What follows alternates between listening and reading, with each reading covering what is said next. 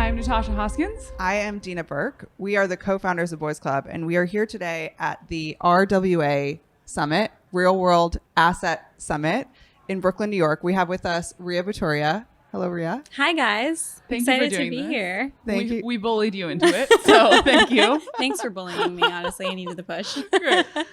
Okay, we're going to start just a few questions to get to know you. Ria, what does your Twitter bio say right now? Right now, it says investing and vibing at Castle Island Ventures and Coma Rebbe Fund and EcoDAO. Nice. Yeah. I love it. Okay. How did you get into crypto? What was your aha crypto moment?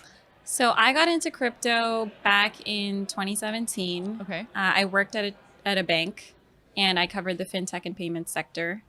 And just as I was learning about the space, I was kind of scratching my head at how unnecessarily convoluted it was. Yeah.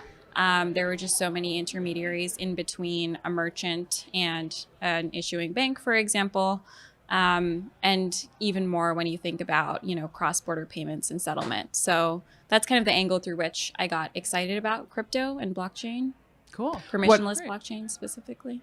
What a perfect segue to real world assets. Mm-hmm. So define for us, what are real world assets? Real world assets implies that crypto is a fake world asset. When I hear real world assets or like tokenized assets, I think about assets that exist in traditional finance that are being ported over or represented on chain. Okay. As a former banker, does this excite you? Does it scare you? Does it thrill you?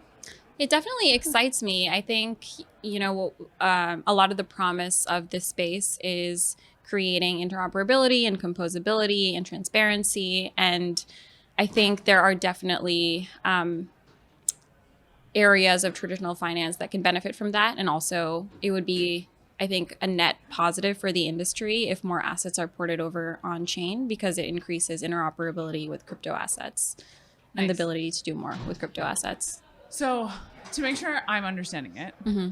we're basically taking things that exist in the real world and we're essentially tokenizing them. Yeah. To put them on chain. Mm-hmm. Okay. So why tokenization? Why now?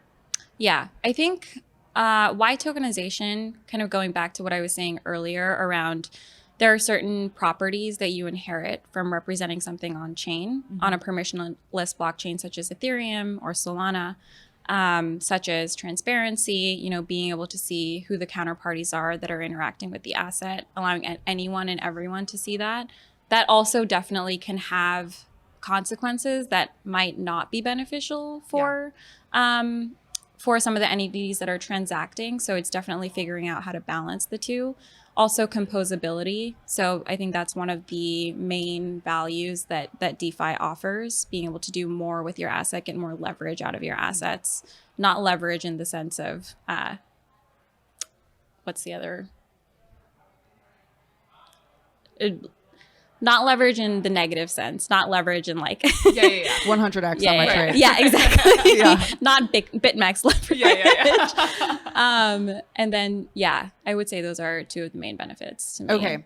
Great. What is your hottest take on tokenization in real world assets?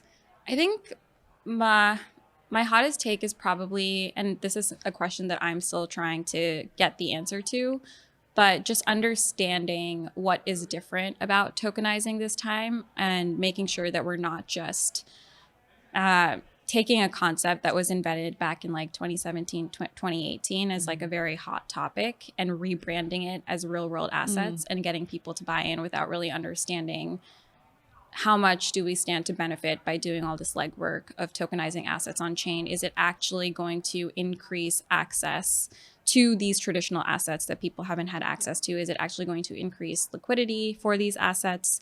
Ongoing question that I'm trying to answer. You're responsibly vibing. Very responsibly vibing. Okay. So we're going to give you 10 seconds. Okay. Let me just get my phone here.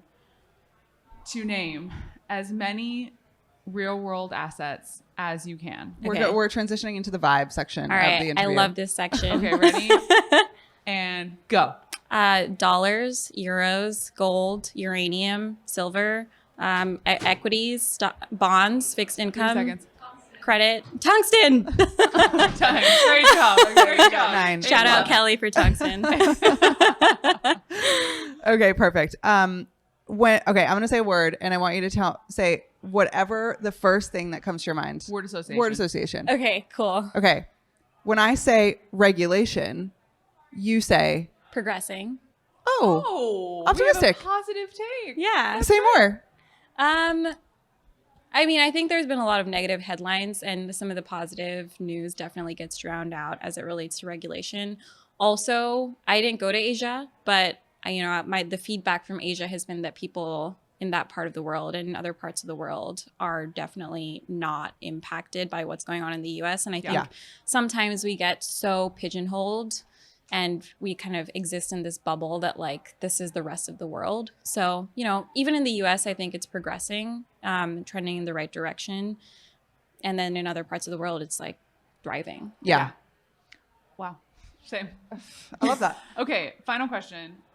What RWA are you most bullish on right now? This is kind of a boring answer, but definitely stable coins. Nice. Like, it's been incredible to see the adoption of stable coins and how much access it's opened up for people all around the world. Like people, in emerging markets that don't have access to a stable, low, relatively low inflation currency.